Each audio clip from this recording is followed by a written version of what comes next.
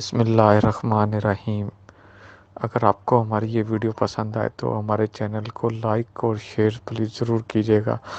سندھ حکومت نے اتوار سے عید کی چھٹیوں تک مزید سختیاں کرنے کا فیصلہ کیا، جبکہ عید کے دنوں میں ہاکس بے اور سی ویو بھی بند رہیں گے۔ وزیر اعلیٰ سندھ کے مطابق مراد علی شاہ کی زیر صدارت کورونا ٹاسک فورس کا اجلاس ہوا، جس میں صوبائی وزیر ڈاکٹر اشرف علی جو اور سعید غنی، ناصر شاہ اور دیگر نے شرکت کی۔ اجلاس کو بریفنگ میں بتایا گیا کہ پرائیویٹ ہسپتالوں سے سندھ ہیلتھ ڈپارٹمنٹ نے بات کی ہے۔